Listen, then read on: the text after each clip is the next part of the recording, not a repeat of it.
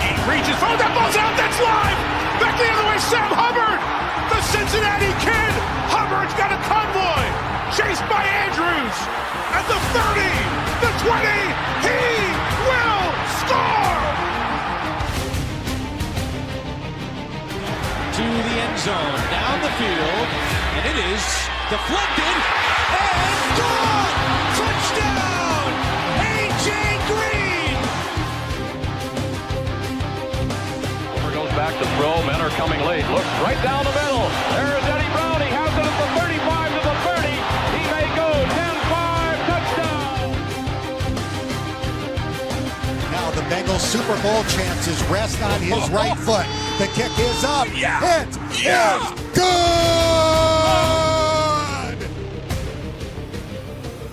Corey Dillon, he's gone. The knockout punch, you're looking at it.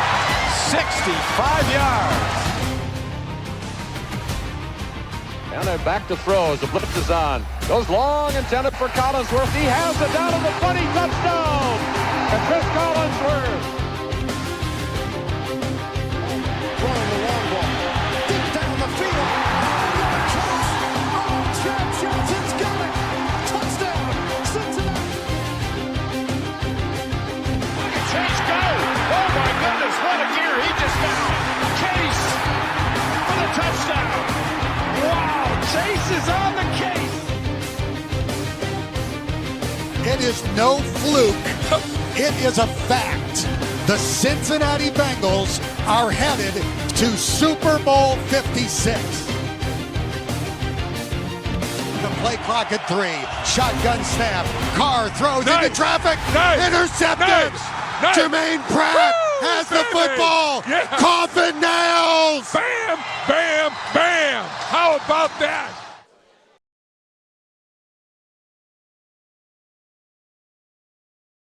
They're the best. Welcome on in to Chatterbox Live, presented by Champions Grille. I am Elliot Rearing alongside Jacob Tissett. That's right. Casey McAllister. See, Casey, you were playing with my sheet here. I think before no. the show. What? I think No, that's I what was going on. I was reading this. Some and I think, tomfoolery on the teleprompter. Yeah, I think you were pranking me, but I that's don't think okay. so. You I changed don't up the know. script. You're better than Ron Burgundy. You can go off script. I cannot. I read right what's in front of me. For those of you who don't know us, we are Chatterbox sports media company out of Hamilton, Ohio. Tonight, for the third time, fourth time, is it? Third time? Fourth time. Fourth time. I've think lost fourth count. time. I think it's the fourth time. I believe it's the fourth. For the fourth time, we are here live. We are also filming a show on YouTube, so if you're unable to ever come to one of these every other Thursday, we are live on YouTube, Chatterbox right. Sports on YouTube. Again, we are live every day from 10 to 12 on YouTube, as well as from 1 to 3 on ESPN 1410 Wing AM. That's on the radio in Dayton. If you are near the Dayton area, you might be able to get it, or if you're on your phone, just go to the iHeartRadio app. You'll be able to listen to it on the radio as well. And more Chatterbox Bengals content on Tuesdays and game days. That's Post-game correct. shows and That's correct. other show on Tuesdays. So. And a bunch of other Chatterbox That's shows right. when given any other sport. I'm pretty sure we have one for every sport. Is that I right? think so. I think so. Yeah, I think that's right. But gentlemen, how are we? Beautiful Thursday. Beautiful Thursday. Setting up for one of the greatest Thursday night football games of all time. When I think of NFL football, there's nothing I want more than Spencer Rattler versus Bo Nix. That's two top-level QBs going at it, and that's what you want in prime time. Yeah, Casey was talking to me before. He's like, yeah, I think we're going to take the over. We like points in this one, right? And That's Jacob's right. like, well, can you name a player on any of these teams? No. And I no. tried to name a couple, and I couldn't. What was the one wide receiver's name? Bub Means. What is it? Not a Bub Means fan? Bub Means, huh? Bub Means. Bub Eddie Means. There we go. Jacob practiced that 10 times, and it didn't land. The Bengals, for the second time this season, are coming off a win for one of these shows. How about that? They beat the Giants 17-7 Is that right? on Sunday Night Football. That's Have right. we had Champions Show after both wins? That's correct. Wow. I don't know. I'm just saying. I don't know. It was only the fourth meeting between those two teams since 2012. That record is now split 2-2. Not that it means much, but thought I would say it. Before we get into it, I wanted to do a Play of the Year segment. We haven't done it yet, and I know it's only week 7, but despite the 2-4 record, the Bengals have made some pretty incredible plays. For sure. The play that has my nomination is the 50-yard Joe Burrow touchdown run. But if I give you the options of the Jamar Chase screen against the Ravens, the Jamar Chase bounce off every defender against the Panthers, the Joe Burrow run, or the Cam Taylor-Britt interception, what are you picking for the Play of the Year? Man, it's hard to pick one of these because you want to pick one that actually had an impact in the win, right? We want to talk about a game. You want to talk about a play that impacted their win. So it almost kind of eliminates Cam Taylor-Britt's interception. But, man, that was so impressive. That has to be up there as just one of the all-time great plays ever made by a defender. One-handed, Odell Beckham style. That's still my favorite play of this year so far. The play of the year for the Cincinnati Bengals in a game that they lost is Cam Taylor-Britt's interception.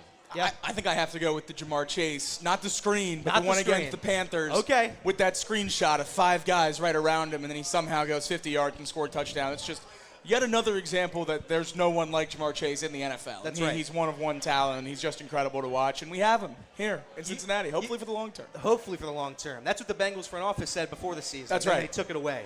But that's okay. We got to find the little joys in this season. Of course. Find the little joys. You're 2-4 right now, and we'll get into the Browns matchup coming up soon. But let's talk a little bit about the Giants game. For sure. A hideous game from the offense, from an offensive standpoint, from a viewing experience. Terrible. I was watching this at my house. Absolutely abysmal game. But the defense was looked competent for the first time this season. That's I'd say, right. For the second Showed time. a pulse. That's right. The Giants, 309 total yards. It was the fewest rushing yardage allowed by our defense all season. Daniel Jones looked uncomfortable all night, completing roughly 50% of his passes. Am I allowed to expect this going forward? Or do we chalk this up to the Giants missing their 2 best offensive players and it's a fluke? Short answer, no. You can't expect this going forward. That's probably fair. 7 points a week is not an expectation for this defense. But I don't think you can expect what we saw the first 4 weeks either. I think they're going to be much, much better as they get healthy. Something we all forgot when we were talking about the defense, and obviously we didn't forget it, but something that always got brushed over when talking about how bad the defense was against the Ravens and the Commanders was that we were missing Sheldon Rankins, and B.J. Hill had been banged up. These were 2 guys in the middle of the defense at a position we knew was going to be a problem at 100% health that were missing time or not playing at 100%. And I think that had bigger ramifications on the defense than any of us wanted to admit at the time. And now that those guys are back, we're going to see Sheldon Rankins in the pass rush game be able to alleviate some of the pressure off Hendrickson. We're going to see B.J. Hill. How impactful was he in this game against the Giants? I mean, he was everywhere. As long as he gets more comfortable in there and rotating the rookies, McKinley Jackson, Chris Jenkins through, I think as this defense gets healthy, they're going to be much better than they were. I think we'll find a middle ground between 35 and 7 points, and as long as the offense doesn't go 17 a week, we're going to be in a good spot. Casey, on a scale of 1 to 10, your confidence level with this defense after taking the Giants, holding them to 7 points? Ooh, man, that's a good question, Elliot. I'm still probably hovering below the 5. I'll give it a 4. I'll give them a 4 because they didn't have their best players out there. It's just simple as that. It's really easy in the league to defend offenses when you don't have your best talent out there. Absolutely. They didn't have Malik Neighbors, who's leading the league in receiving yards at that point in the season. And Singletary, he killed us last year. He wasn't able to play last week. So I'm not gonna kill the Bengals defense here, but I also think that you can't really take away too many things from this game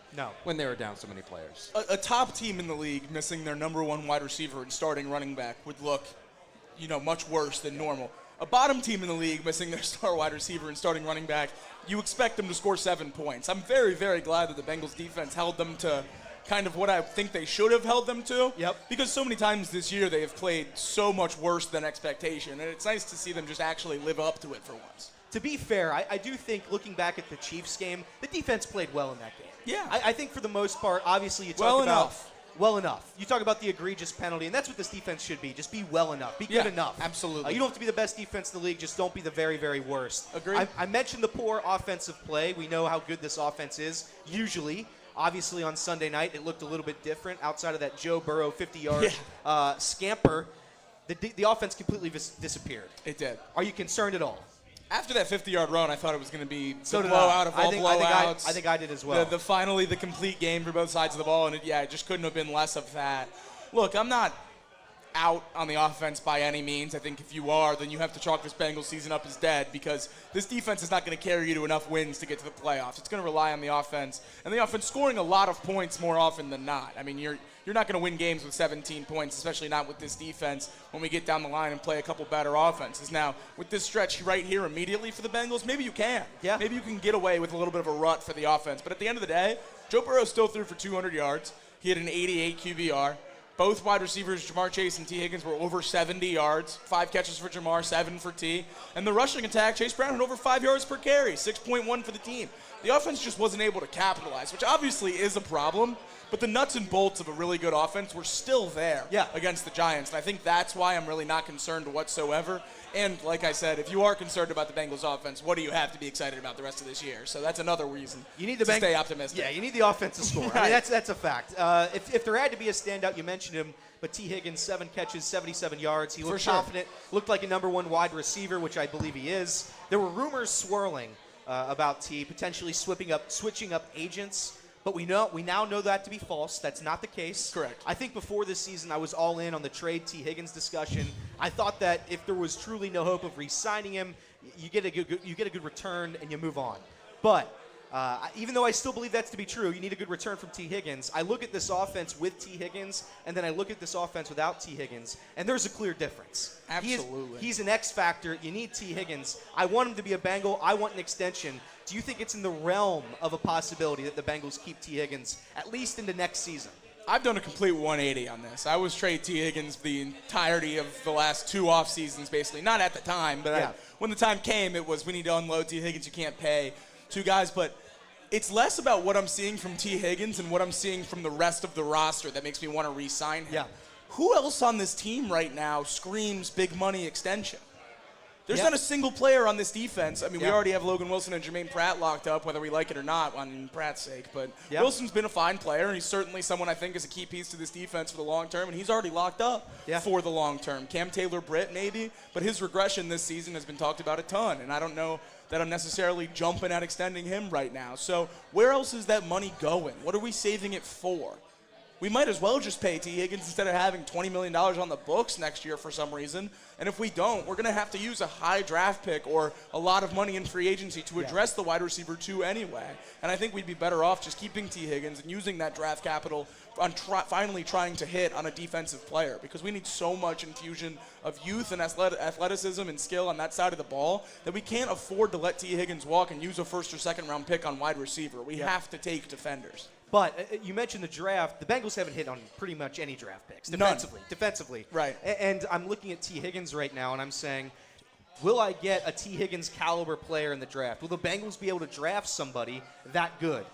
Whether it's on defense, whether it's on offense, it's irrelevant to me. I think if T. Higgins is gone, you're going to have to replace him with an elite caliber wide receiver. But you also need to address the defense. Casey, do you trust the Bengals front office to make the right call during draft time? No. Nope. Not one bit. I mean, pretty much, yeah. What have they shown up to this point? I mean, they have not yet hit on more than 2 possibly defensive picks in the Joe Burrow era. This team, you can't trust them to use the draft to be able to fix holes. They've not been able to do so. They haven't efficiently replaced the Jesse Bates hole. They haven't efficiently replaced the DJ Reader hole. And in all honesty, too, the edge rusher spot, Myles Murphy hasn't had enough time to prove himself, but that hole has been there for a very long time. They've yet to really address it over this huge stretch here that we've had in the Joe Burrow era. And you're asking the team to find a guy that is a top 15 player at his position and to be at that level right away. Mm-hmm. And letting T. Higgins walk, to me, is just... You just can't. You can't let a core piece of this team walk away yet again, especially for little to no compensation. I think the main part of a roster, we all know this, is the quarterback.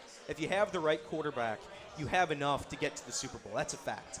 But you have to surround him with at least somewhat semi-competent players. For sure. And if it's just Jamar Chase, I have doubts about whether the Bengals offense can continue this run. That's why I think a guy like Andre Yoshivas, a guy I was kind of down on coming into this season. I thought what I saw last season wasn't good enough to be a number 2 to Jamar Chase, and I don't know if that was ever the plan. I don't think he's there yet, but I think there's optimism that he could at least be in contention for that role. Only 14 catches on the season. I'd argue nobody has made more with the opportunities that they've been given this season. A game-sealing catch against the Giants, 2 touchdowns on 2 catches against the Chiefs, massive receptions against the Panthers and Ravens. It seems like when you need a big-time play, even though Jamar Chase is usually open somewhere, You have Yoshi somewhere as well. When you think of Yoshi, do you think he's going to be a Bengal long term? Do you think he could develop into that number 2 wide receiver? In all honesty, no. I don't think Yoshivas can take the step from 2 to 3, but I think he can, from 3 to 2.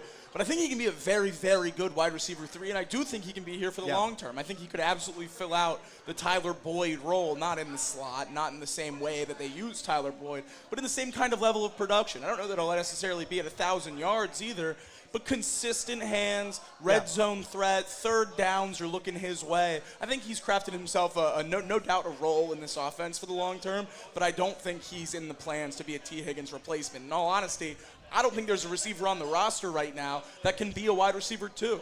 And maybe Jermaine Burton can get active at some point this season, play in a game, and prove me wrong. But he's the only hope I have left because I know Charlie Jones isn't. I don't think Yoshivas can take another step. And then what do we have after that? Do we think Trenton Irwin's going to magically become not the worst wide receiver in the league? Charlie. I don't Big Charlie. think so. What about Big Charlie? Yeah, Mr. East-West? No, thank you. I mean, I think re-signing T. Higgins is paramount for the Bengals. And the one thing, or at least not letting him walk for free. Yes. Not doing the Jesse Bates. If you can't re-sign him, if you can't justify that, you need to get compensation for him. And that's when the double tag comes into play. You can tag him next offseason for 120% of what he made this year, and then either trade him for some picks or keep him on the team at a high point. But if you're going to tag him again and play him on that second tag, then I'm going to have some real big questions about why you just didn't re-sign him right away. Are there any notable double tag players? Kirk Cousins was tagged 3 times his first stint in Washington. Really? How about that? I didn't know that. I can't believe he played under that. Fully guaranteed. That's why he's the highest earning quarterback in the history of the NFL. That makes sense. Casey, T. Higgins, do you think the Bengals are going to let him go? History says they will. History says That's right. they will. But I would hate to think that from what they've seen so far this year that they would feel comfortable with that. From what has happened to this roster up to this point, from what they've seen from Burton, who was very, very talented, and we pretty much got him at a steal. We got him at a really good price point. But from what you've seen so far up to this point in this season, I just don't feel like you can feel comfortable letting him walk. So I would like to think that maybe they would be smart enough to get him done. Yeah. But at the same time, you also have Jamar Chase waiting in the wings too to get a deal done, and he's going to get top money somewhere. So someone's not going to get paid. That's just the way the world works. It's the way the Brown family's operated for many years now. They've taken those strides, but again, we talked about it on Off the Bench today. Are they still the Bungles? Every once in a while, the Bungles creep in to this Bengals narrative.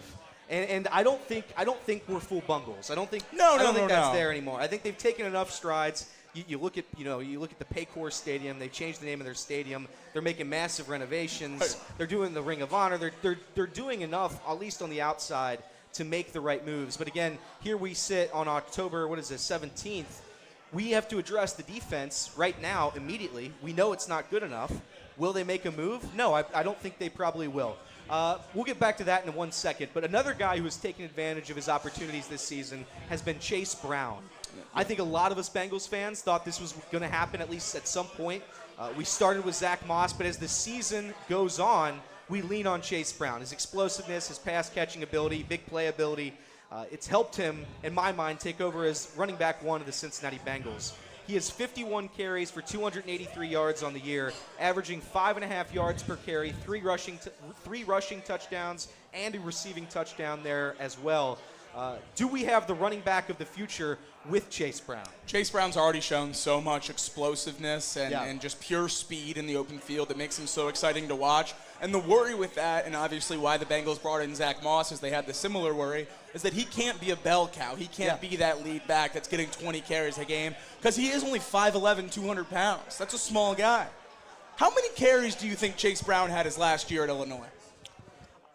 How about 328? 328? He led the country in carries with 328 rushing attempts in 2022 at Illinois. You don't think Chase Brown can be a bell cow back? Yeah. He's done it before. Yeah. He absolutely is the answer at the running back position for the Bengals. You have the stats right there compared to Joe Mixon. Obviously, different games, but similar amount of touches. He's been very, very good this year. There's no other way to slice it. I think there was just doubts coming into this year that you have Joe Mixon, which is a set commodity. For sure. I think he was undervalued in terms of the NFL, in terms of some of the great running backs. He was phenomenal as a Bengal.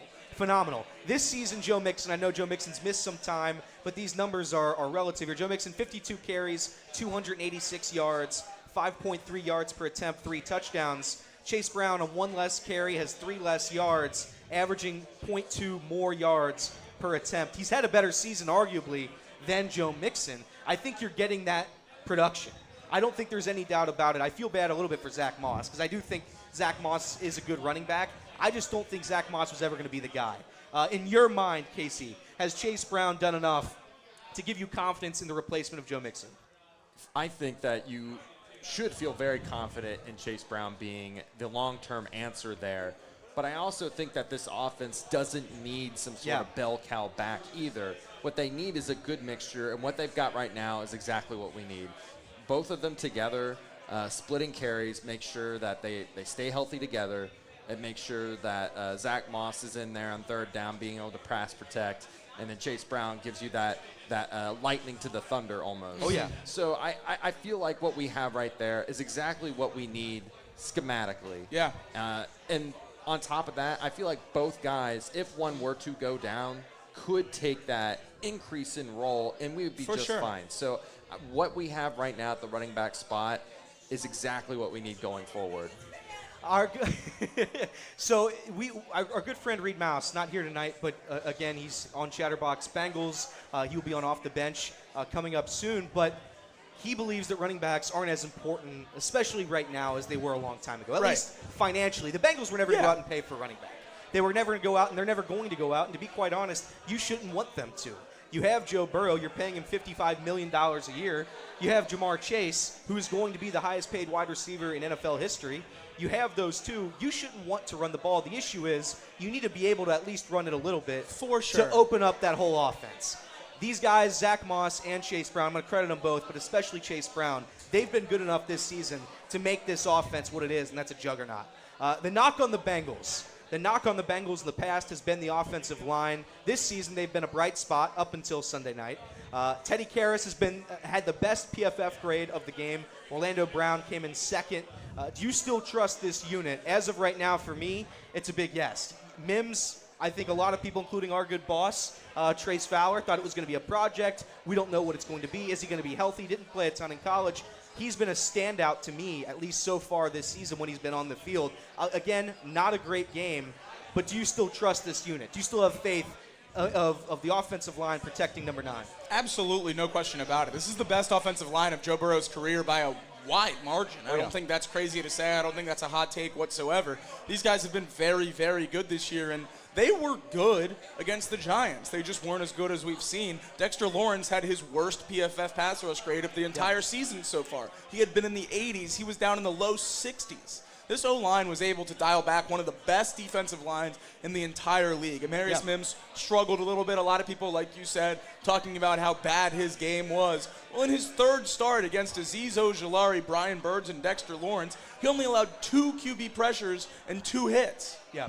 One of those was on a play where a stunt wasn't relayed around the side, and one of the pressures was on a play where the snap count was miscommunicated. These are rookie mistakes, not technique mistakes, not playing mistakes. And Amarius Mims has still shown a great foundation so far at right tackle. He's going to be the right tackle of the future. He's going to lock that position down like we haven't had in decades. So that's great to see. And Orlando Brown continues to be a top 5 tackle in all of football, which is exactly what you brought him in to do. I would love to see the interior continue to grow. Cordell Volson has always been asked to do a lot on the interior there, a lot more than he was expected to be as a mid-round pick out of North Dakota State, and then just being dumped right into a Super Bowl contender right away. Obviously a lot on his plate that he might not have expected, but he's done a good job being a serviceable player and continuing to get better year after year. Obviously still would love to see a lot of growth out of him, but the unit as a whole, a lot of confidence as we go on. Casey, I think coming into the season, Jacob marked off the Commanders as a game that the Bengals could be in trouble for. You marked off that the Giants, the Bengals might struggle against. Did you notice anything in that game that surprised you? Was it truly a defensive line juggernaut of the New York Giants that just took advantage of us? Yeah, I mean, I think you said it right there. I mean, the defensive line, they had their day, and they had it when it mattered, right? That's why the offense was so stagnant. They were able to get pressure on third down, get to Burrow on third down, and that just made us very inefficient. Yeah. And so that killed us on offense. I would say that offensively, though, like I think that when you're going up against Dexter Lawrence, when you're going up against a Brian Burns, Ojulari, and they didn't even have Thibodeau either. I mean, that whole D-line is just unbelievable. Yeah. Well, who's that? Thibodeau. Who was missing? Thibodeau. That's not it. Thibodeau. You almost got, what is it? What is it? Kayvon Thibodeau. Thibodeau. Thibodeau. You got it. Yeah. You got it. There You we got go. it. You nailed it. Look at that. Yeah, I mean, it was going to be a tough task for any sure. offensive line to be able to protect it for Burrow on that day. I think that the thing that surprised me the most was the fact that we had explosive plays. We weren't necessarily consistent, but when we needed an explosive play, Yoshi was there. When we needed an explosive play, Chase Brown gets the touchdown. That's right. Joe Burrow runs and gets the touchdown. And that's what they've been looking for, is those explosive plays. Not to mention the Jamar Chase, that reception for like 30 yards, whatever that was on the scramble.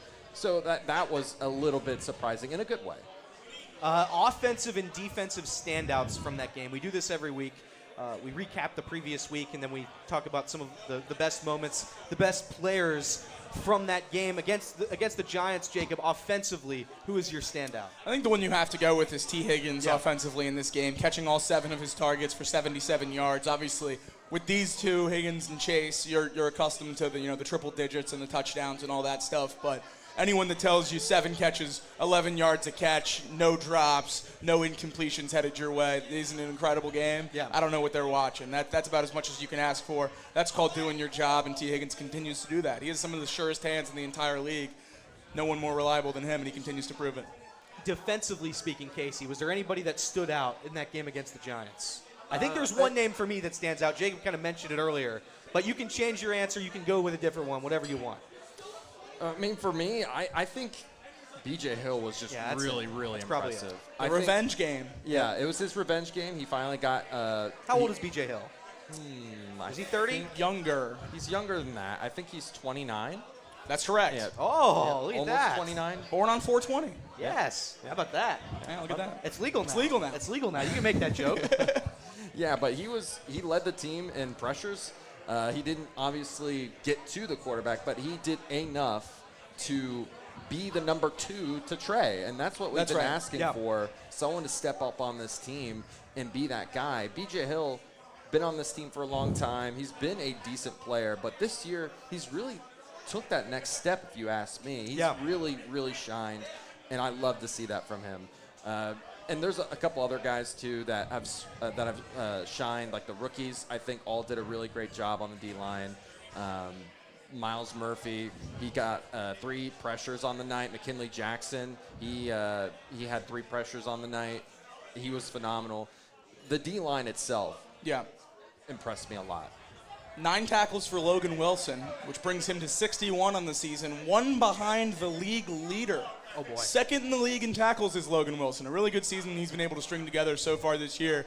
And our good friend Craig Sandlin, the normal co-host of Chatterbox Bengals, puts in the chat a great stat that we're talking about the O-line, how good this defense was, how good Dexter Lawrence is. Ted Karras held Dexter Lawrence to only 1 pressure in the game. Phenomenal. Really a great game for this O-line against a D-line that's one of the best in the league. And we're going to have to do it again this week against the Browns pass rush that is really good. I know that team hasn't been able to do a whole lot this year, but Myles Garrett and Zadarius Smith is scary. I don't care who's playing quarterback. That's fair, and we're going to get right into that game in a minute. For those of you that are here at Champions, again, we are here also, every weekday on YouTube, 10 to 12. That's right. Off the bench. Chatterbox Bengals, Tuesdays, Thursdays, and whenever the Bengals play. You have Chatterbox Reds during the Red season, Chatterbox Bearcats, and everything else in between. But if you're here, you're probably not even here for us. You're here for the Bengals tickets. That's right. Get as many beers as you can. And then try to get as many responsibly, and enter as many tickets as you can for these Bengals tickets. We're going to give those Bengals tickets away at the end of the show. That's right. Have to be here to win, so don't go anywhere. Have to be here to win. At 8 p.m., we're giving away Bengals tickets against the Eagles. That game flexed for the Jaden Daniels, Caleb Williams Bowl, right? Flex for him. What was it? Flex for him. I'm not going to flex for him. You have to flex for him. Well, I just can't. I don't have the muscles, but thank you. Thank you very much, Jacob. But that game, again, 1 o'clock next Sunday. We will give those tickets away at the end of the show. Order as many beers as you can. responsibly. That's right. The game at hand, the Cleveland Browns. The Browns are entering into play 1-5. They have yet to score 20 points in a game. They are the first team in a decade to accomplish that feat. They have scored one time in their last 29 drives. The only team in the last 10 years to not score 20 points in their first 6 games. Woo. They are ranked 30th in points per game at 15 a game. They are ranked 32nd in yards per game, 239 yards per game. They are ranked 32nd in yards per play, 28th in touchdowns per game, 32nd in third down conversions, only converting 18% of their third downs. This is a disaster team. On top of all of that, their $50 million a year quarterback hasn't thrown for 200 yards in a game this season. They just traded their best pass catcher in Amari Cooper. He's now with the Buffalo Bills. This is the single most pathetic team in the NFL. And their quarterback, on top of being the worst quarterback in the league, he's also a loser of a human being. And I say that with no respect or love. The Browns, they will be getting Nick Chubb back. The Bengals have lost 6 straight games to Cleveland. Their win in Cleveland featured 2 touchdowns. I saw this last night. This is outrageous. Their last win against Cleveland featured a 2-touchdown performance by none other than Tyler Kroft. What a legend. Tyler Kroft had a 2-touchdown performance the last time the Bengals won a game in Cleveland. Wow. The Browns are a disgrace to the NFL and possibly America, but this isn't a walkover. It can't be a walkover. You can't treat it like a walkover, or else you're going to get blitzed. That's my biggest fear in this game, and I'll get into the Deshaun. I have a Deshaun Watson fun stat page here coming up in a second because that guy's a loser. But again, the Bengals haven't beat this team in quite a long time on the road in Cleveland. You have to win this game. Joe Burrow's never won in Cleveland. That's right. And that's why the litany of Deshaun Watson and Brown stats, that's great and that's fun. And it certainly makes me feel a little bit better because this isn't the same, scary Browns defense or as scary of a Browns defense as they've had since 2020. But, man, we just can't get over the hump against this team. How many times have I been overly optimistic going into Cleveland or even playing the Browns here? We struggle with the Browns no matter where we play them. So I don't care about all the stats. I don't care how bad the Browns have been this year. Haven't scored 20 points, haven't thrown for 200 yards. I'm sure both happen against the Bengals on Sunday. However, I just hope we score more points. That's where I'm at. I'm not optimistic at all that this is going to be a walkover game, even though every single piece of it on paper says it should be. I'd feel more confident had the Bengals beat the Patriots. It always comes back to that Week 1 game. If you show up against New England at home, Week 1, nobody's really questioning this Bengals team. Sure, you lose to the Ravens in heartbreaking fashion. The defense couldn't stop anybody in the second half. You lose to the Chiefs on a questionable pass interference call. And you lose to the Commanders, who at the time were the hottest team in football. Right. They're playing a rookie quarterback who is in contention for the MVP race. So that's what you're dealing with for the first 3 losses of the season, or the next 3 losses of the season. You lose to the Patriots, and it doesn't make sense. The Patriots stink. They've switched quarterbacks already 6 games into this season. The Bengals' offense was a no-show, a complete no-show. The defense looked fine, I guess. When you're playing a team that doesn't have any players, it's easier to play defense. But you're pretty much walking into the same type of situation. Patriots defense, not terrible, not good, but not terrible. The Browns defense, Casey, good. Offense, atrocious. Are you nervous at all for this game? Elliot, we have not scored 19 or more points in Cleveland in more than 5 years. So they're not even going to need the 20. Yeah, that's fair. That's the thing is, I don't know, because that's always been the issue is this Bengals team has not been able to put up points against the Browns. It's never been about our defense. And, yes, Cleveland's offense, abysmal. But like you said, that game lingers on in the back of your mind, and if this game just gets ugly and it gets scrappy and it just all around just a terrible game, can the Bengals win like that? I don't know. I don't know if they can. And with Nick Chubb coming back, it just leans into them having the advantage in that type of game. And speaking of Nick Chubb has played the Bengals 10 times in his career. He has over 900 yards, 7 rushing touchdowns, averaging 5.5 yards per carry, also adding a receiving touchdown just for fun. For me, it's simple. You shut down Nick Chubb, the game won't be close. if you're able to contain him coming off a major injury, I don't see a way the Cleveland Browns walk away with the win. Is Nick Chubb the only key to success they have? I will bet you that Nick Chubb doesn't even lead them in carries. Really? I don't think there's any way after that catastrophic of a knee injury you're going to bring him back in week 1 of NFL action and give him a full workload. I think we're going to see a lot of the backups. Obviously, Jerome Ford was hurt last week, but we saw them still be able to run the ball with relative effectiveness. So I expect Nick Chubb to certainly play a lot, and is he a scary player to go up against? Absolutely, always will be. But I don't think he's going to have a massive impact on this game, and maybe that is just optimism, but I expect to see a lot more of Pierre Strong and Donta Foreman than anyone else in this one. I don't see a world where Nick Chubb gets a bulk of a full workload. Right, I 100% agree. I still think he might lead the team in carries, but he will not have 20 carries in this game. That's fair. And I think if you shut him down, I don't see and I'm going to get to the Deshaun Watson stat in a second. I've been waiting all day for this. But there's no way the Bengals can lose this. And I know they struggled against the division last year, and that's been a major area of concern for me, at least, coming into this season. You were 1-5 in the division. The AFC North is a tough division, arguably the toughest in the NFL. This season, maybe I've walked that back a little bit, given what's going on in Cleveland. But it's still a good team. There's still a foundation there outside of the terrible quarterback where the Browns can put up a run. They can do something effective. I don't think the Bengals are going to allow 20 points in this game. I just need the Bengals offense to score. If they score at least 24 points, they're going to walk away with the win. Casey, over under 23.5 points for the Bengals offense against Cleveland. I think that's what it's going to take to win. So I'm going to have to go over with you on that one, Elliot. I think that's a perfect number. The Browns have not scored more than 19 points all season. But they can't score more than 19 in Cleveland. So I think in order for them to win, they're going to have to break that terrible statistic. Yep. Break the mold a little bit, get some offense going. And I think you can when you have such a terrible, terrible offense, talking about Cleveland here. When you're that bad, you get more opportunities back to the opposing offense. So the wide receiver one is Jerry Jeudy. Right, who has been abysmal. Jerry Jeudy. Elijah Moore is your number 2. And your number 3 is Cedric Tillman. And then there's the wide receiver 4 looks to be Jamari Thrash. This conversation right here is exactly why I was so happy after the ugly win against the Giants. Yeah. That's not a way that I was confident the Bengals could win a football game. Yeah. I thought if the Bengals offense scored 17 points at any point this season, regardless of who they were playing, they were going to lose. Yeah. I just thought that was the reality we were living in. To be able to win a game 17-7 and honestly 10-7 if Chase Brown goes down and we take knees to win that game like he should have, then you only score 10 points and you still get out with the win. I never would have bet on the Bengals to win a game with 10 points this season with the way the defense has looked. So that made me incredibly confident about playing teams in games that could get a little uglier because I wasn't confident in that before. But we just showed that we can do it. Yeah. So I think we can do that in Cleveland if it gets to that point. All right, I've been waiting all day for it. I'm going to do it now. The Deshaun Watson stats. Here we go.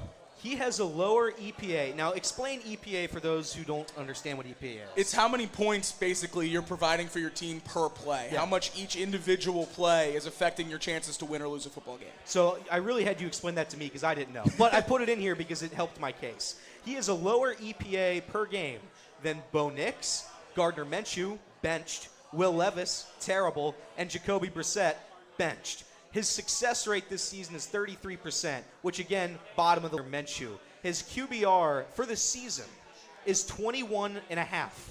His QBR for the season is 21.5, and there is literally nobody worse than that. And the entire NFL, nobody's been worse. He has taken 31 sacks, which is 11 more than the next closest quarterback. He has 5 touchdowns, 3 interceptions on the year. I said on our show 2 years ago, I will not show up to work if he has a good game. I can't do it. I'm not going to deal with it. I predicted before the season that the guy that they have playing in Cleveland is not the guy that they signed from Houston. It just isn't. He's played 6 years and 2 seasons, and this year he's finally matched that total. But at the end of the day, he has been terrible against terrible defenses. He lost his number 1 wide receiver. He has Jerry Jeudy filling in right now, and Elijah Moore is his number 2. Shout out to David Njoku because he's still there. I feel like he's been there for 45 years. I don't think there's a way Deshaun Watson has success. I know the Bengals defense isn't great. Borderline bad. But at the end of the day, you're banking on this quarterback who has the lowest QBR. What was that QBR? 21.5. 21.5. Do you know what the QBR is if you spike the ball into the ground every play? So you're saying if I had a football in and the you NFL, just drop back and right into the ground. I'm gonna say that QBR certainly would be lower, right? How about a 39? Are you serious? Nearly double. So if you just show up and spike the football, you can be better than Deshaun Watson. That's what my computer's Googling of what the QBR if you spike the ball every play is telling me. In what world does Deshaun Watson throw for over 200 in this game? Zero world. And I think that's the question at this point we have to ask is how is Deshaun Watson still starting for the Browns? Because you just read all those stats. There's never been anyone worse. Going back to that EPA stat, through the first 6 weeks of the season, Deshaun Watson is the worst quarterback ever. Ever. Yeah. Jamarcus Russell is in there, and he's actually second to last, just a little bit better than Watson. A little bit. The guy that notoriously didn't even read his own playbook. So Watson has been historically bad this year, and they still won't bench him. Why? Because that contract is fully guaranteed. You're paying him either way. You might as well just play him, right? I'm sure that's what the owners are thinking. I was going to say, Casey, do you think Jimmy Haslam, owner of the Browns, is just giving Kevin Stefanski cue cards? Just read these word for word. Don't deviate from it, and maybe you'll keep your job. Is that what's going on here? I have to assume so. I mean, if I was Jimmy, I would be utterly just beyond myself. Yeah. I think I would have already had Stefanski's job if he continued to keep playing the quarterback. That is Deshaun Watson. I don't know, guys. This is such a head scratcher to me. It almost feels like they're doing it intentionally. I don't know if it's to lose, to tank, or if it's maybe public humiliation. Yeah. I don't know. But this is a very strange issue, and if it continues past the Bengals game, I mean, what are we doing? Well, that's what I was thinking. I really do at this point believe the Browns are just tossing Deshaun Watson out to the Wolves and just trying to embarrass him as much as they can to try to get some sort of investment on their $46 million a year return. I don't think they can get it. I think this is what's going on in Cleveland is a disgrace to sports. It's the worst transaction, I'd argue, in professional sports. You look at the Houston Texans, who lost their franchise quarterback in Deshaun Watson. Not only have they found a replacement, I'd argue C.J. Stroud's better than Deshaun Watson. They're in a better place than they were with Deshaun Watson. The Texans have more hype on them this season than they ever had with Deshaun. And I think all of that happened because you got rid of him. Yeah, all of it. Everything. Their whole franchise was saved by getting rid of him. And now the Browns are sitting there with 2 years left after this. It's 3 total years, I think. 2 years after. 2 years after this one. 2 years after this one. $75 million cap hit both of those years. There's just no way you can rationalize playing this guy. But here they are. They're going to continue to do it. I don't think he throws for 200 yards. He's going to make it 7 consecutive games sub 200. And that's what it's going to take. The Bengals defense has to at least show up. I mentioned 31 sacks. This should be a Trey Hendrickson game. Absolutely. Maybe a Miles Murphy game. Against a banged-up offensive line for the Browns. So it absolutely should be a dominant game for this defensive front. You mentioned the injury report before the show, Jacob. Health has been an issue for the past couple of weeks. For sure. Right now, it's not an issue. Not at all. No, you have a mostly completely healthy Bengals team. You're going up against arguably the worst team in the NFL. There is no excuse to lose this game on the offensive side or the defensive side. Do you expect Miles Murphy to play a factor in today's game, in Sunday's game? I certainly hope so. I would love to see more out of Miles Murphy, really more out of everyone on that defensive line, not named Trey Hendrickson. There were some good flashes from Sheldon Rankins in the pass rush game. Obviously, B.J. Hill put together the best game of his season so far over last weekend against the Giants, but certainly would love to see more out of Miles Murphy. And it seems like Sam Hubbard is getting healthy again. That's our boy. He our really boy. struggled early in the year. That's a hometown hero. We beat him down. Man, did we beat him down early in the year. But now that he seems to be getting healthy, it was reported early in the season that he had a hamstring injury. Seems to be getting healthy, certainly playing better football, at least making routine plays, which he wasn't before. So we'll take the baby steps, and this defense starts to come together and gel a little bit more. Hopefully, it'll continue to get better. But one thing that is exciting is we've already lost Dax Hill for the year. Mike Hilton's been banged up. DJ Ivey, full participant in practice for the first time this year, maybe going to be able to get activated and be part of this team as we move forward on that back end. There we go. Bengals health, again, not an area of concern heading into Sunday against the Browns. You have to win this game, divisional game. Your predictions, your final score predictions of this Bengals-Browns game. I should be keeping track of this. I don't know how our predictions have gone so far. Let's not. Were we close last time? Probably not. Probably not, right? I'm pretty bad at it. But Casey, prediction, final score, Bengals-Browns. I'm going to say Browns 3, Bengals 24. I actually was going to go to the same exact thing, wow. So I'm going to change it. I'm going to say 35-6. 2 field goals. 31-13. 31-13. Defensive touchdown. They have to win this game by a lot of points. There's no excuse for it. You have to beat the Cleveland Browns. I don't care if it's in Cleveland. I don't care if it's divisional. Win the game. Bengals, with a win, would move to 3-4. Again, not overlooking it, but you have to just at least kind of semi-look at it. With a win, would move to 3-4, seemingly start to revive what many thought was a lost season. You take the Eagles next Sunday at home, the Raiders at home following that, and then the Ravens, or the Raiders at home following that, then the Ravens on the road in Baltimore for Thursday night football. What are your predictions for these next several games, and what is your bare number minimum of wins needed through this 4-game stretch coming up? I've said for a while now that the Bengals have to be 5-5 following that Week 10 matchup with the Ravens for me to get back in on this team. We absolutely have to get back to 500 to have a chance to claw back and really fight for a Super Bowl or really be a contender in the AFC. I think at the end of the day, if you don't beat all the teams that you're favored on the rest of the year, I don't think the Bengals are going to go to the playoffs. Yeah. And then right here we have a stretch where we're going to be favorites. Giants, we took care of business. Browns and Raiders, we absolutely will be favorites in those games as well. Eagles, I'm not entirely sure. I think that's a toss-up. I think that offense with A.J. Brown and Devontae Smith back is certainly a little bit scary and could go either way, but it's a game you absolutely have to win at home. You have to win your home games. And then after the Ravens, you have a chance to bounce back as well with the Chargers, the Steelers, and the Cowboys, and the Cowboys certainly haven't looked great this year. The Bengals are benefiting a ton from finishing 4th in this division last year. This schedule is very, very easy. The hardest games remaining, Eagles at home, at the Ravens, at the Cowboys, and everything else on this schedule, depending on what you think of the Steelers, is very, very winnable. So I'm very optimistic about this Bengals season so far, but it's going to come down to what this defense does against lackluster offenses. Need to see more performances like we saw against the Giants, and I think it gets overlooked a lot what that defense did against the Panthers in that win. Since it was the Bengals' first of the season, everyone was just excited about it and, getting really excited about getting back on track, looking ahead to the Ravens. But we allowed 24 points to an Andy Dalton offense. That's not pretty. This defense needs more 7s, more 10s, more 0s against lackluster offenses. We're going to play one this week in the Browns. We're going to turn around and play one in 2 weeks against the Raiders. I would like to see them continually shutting down those teams. I just think at this point, I want to see them dominate a game. I want from start to finish.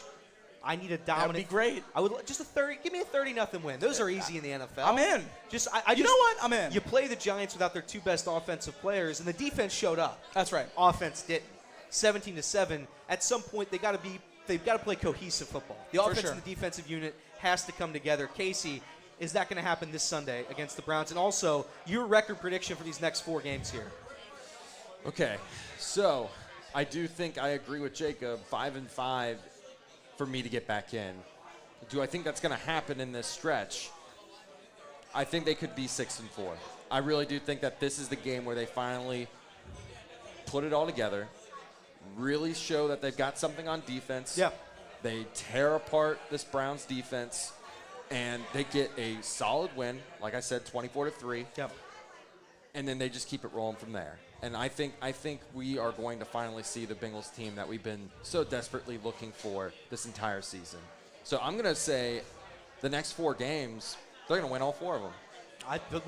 I'll tell you what, if they do that, we'll have to throw some sort of party at one of these shows because I don't know what will happen then. If the Bengals win their next 4 games, the Bengals are going to win their next 7 games. And if they do that, they might just win out. Just win out. I just look at the AFC right now, and it's not very good. You have the Bills, you have the Chiefs, you have the Ravens, you have the Texans. Outside of those 4 teams, what is there?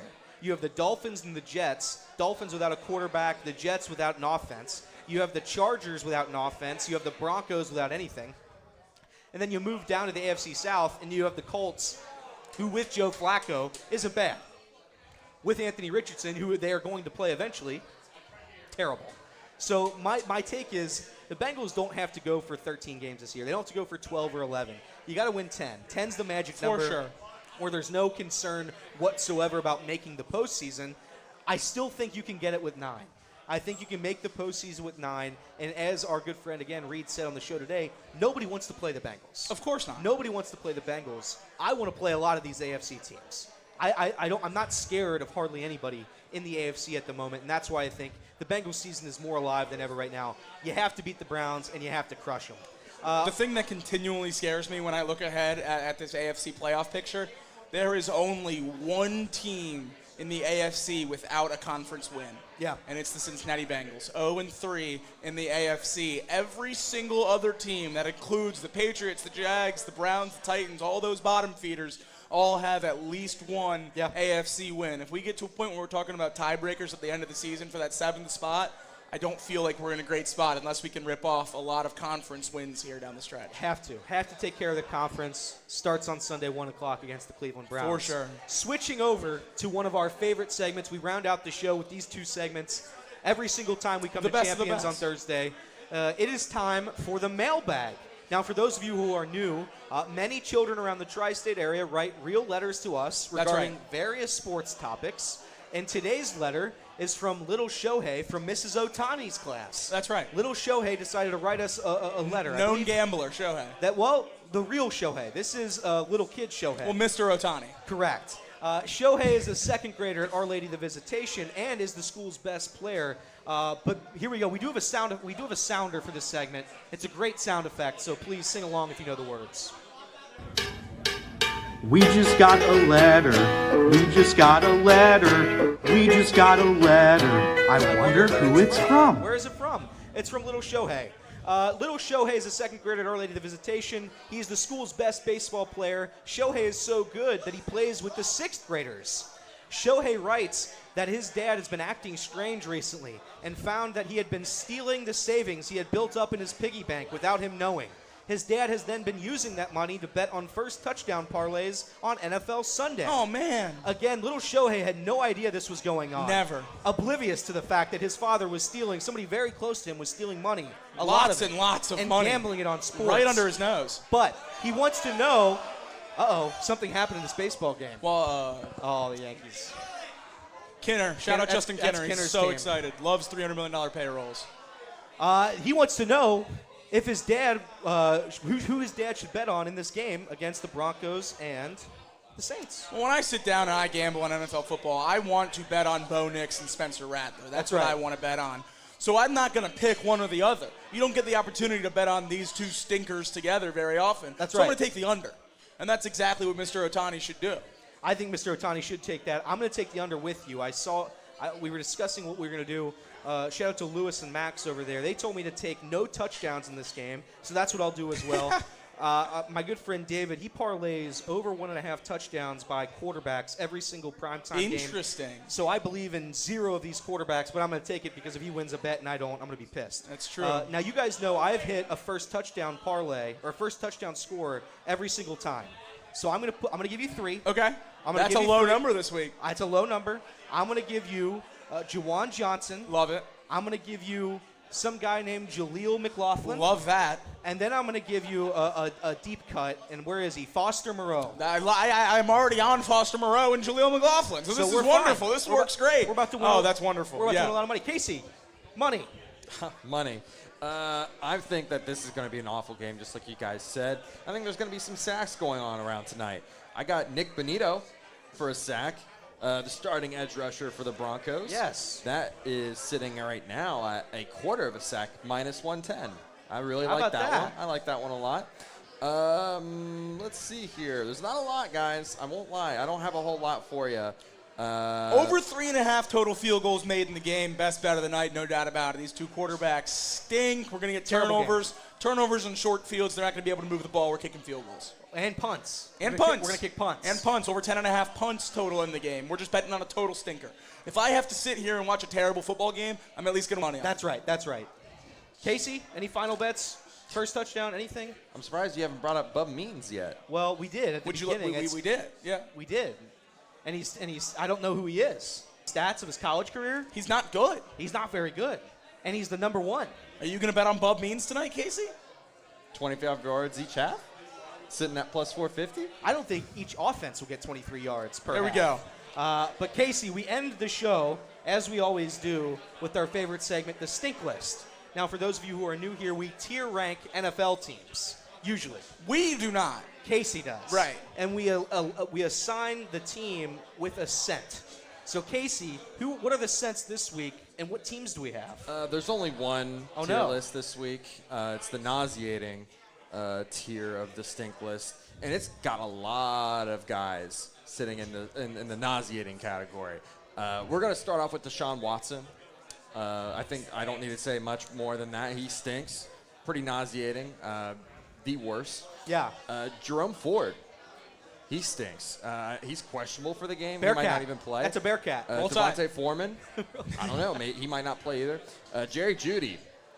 I think he leads the league in drops, pretty sure. Pretty darn close to it. He stinks. David Njoku. He stinks. The entire Browns offensive line. They really, really stink. Terrible. They're pretty nauseating. 31 sacks. Yeah. Myles Garrett. Ever heard of him? Yeah, I have. Yeah, he likes to swing helmets at people. He does. That's pretty nauseating. Oh, they're not good people either. They're not very Cleveland, good are people. No. Denzel Ward. He stinks. Grant Delpit. Smells like my armpit. So just everybody. Yeah, it's You're just saying the everybody entire- on the Cleveland roster stinks. Yeah, really bad. Yeah, they're all pretty nauseating. Dustin Hopkins stinks. The kicker. But that's it. That has been Chatterbox Bengals. Now, before we go, usually every week we have Brooke. Come up to our set, and she does a free promo. Now, she's in the conversation right now as I say this live. But we'll see if she. There we go. Brooke, but that's what happens with live TV, right? It doesn't matter if you're ready or not. You have to go. She did it well last week. She wasn't ready. We're gonna see what happens this week. She's rattled. I'm not optimistic. She's 1 for 3 on these ad I'm not reads. optimistic. Here we go. What do you got? Hey guys, I'm Brooke. Come to Champions on Sunday for 6 for $12 domestic buckets. Hoo-day, let's go Bengals. Let's beat the Browns on Sunday. Yeah, there we go. Look at you. There you go, Brooke. That was good. Impressive. Rattled too. All right, so now it's time probably for the reason everybody's here. That's right. It's for the Bengals-Eagles tickets. So I don't know who's responsible for the Bengals versus Eagles tickets. If we have a bucket, we got a bucket. Here we go. Oh, the bucket's coming. We've got a bucket. Shake Here that we go. sucker up. Shake Get it real shaky. Oh, I don't wanna lose it. You can't lose them. You got to be better than this. I don't want to lose it. I expect more out of you. Here we go. What is this? Your first time pulling a ticket out of a Bud Light pitcher? It is. Oh, well. Go Bengals. That's a Bengals pitcher. That's right. Oh, it is a Bud Light. Okay, here we go. Casey. I'll let Casey do it. Oh. Here we go. Oh, man. We got more tickets. We got more tickets. Oh, no. We got to redo the whole thing now. We got to reshake it. We got to reshake it. We got to reshake Oh, it. if those. Oh, my goodness. Could you imagine if those win? You're not This is shaking. No, This you're is shaking. you're just jostling. What do you want me to do? That's how you shake. Shake, stir, do something. Stir You're it just up. like, yeah, come on. I'm man. done. You got to I'm get done. the layers I'm not doing mixed. it. You got to mix I'm it not gonna up. do it. Oh, I'm getting yelled no. at. That's why you don't. You got to get it. So now we have to shake it for the 6th time. All right, pull your ticket, Elliot. All right. All right, here we go. This is the Twist ticket. it. All right, here we go. We're gonna start 1, 9, 6. Am I reading the wrong ticket? What are we heckling for? I'm just reading the ticket. Read the numbers. There, I'm getting heckled. 1, 9, 6, 9, 5, 2, 5. I'm going to read it again. I'll read it again. They left. We'll pull another one. Just read I feel it. like read I'm it again. 1, 9, 6, 9, 5, 2, 5. This is the backup ticket if they're not here. I'll give you 10 We seconds. got it. We got it. Let's Oh! go. Hey! There we go. How about that? I put it back. You don't want to know. One Here we off go. is crazy. All right. Oh my! Chase drove 7 hours to be here tonight, and he was one number off the free Bengals tickets. Yeah, that's it. No, that was definitely it. That's incredible. Yeah, that's it. We got a match. All right, we got to get a name. We got to get a name and a phone number for Tim. So I'm going to get that. Stay right here for this. We're going to end the show. That's phenomenal. And I'm going to come back to you. Thank you to everyone who came out tonight. Thank you to everybody. Thank you to everyone that tuned in on YouTube. On YouTube. Thank you to Chase. Chase drove an hour and a half to That's be here. Member of the YouTube chat every single day. Again, Chatterbox Sports on YouTube. We have been Chatterbox Bengals. Thank you, Brittany. I see you very much. Thank you, and Kennedy. Thank you, Kennedy, as well. Thank you to everybody who showed up tonight. Have a good Thursday. We're watching Thursday Night Football. See you Sunday. See you Sunday.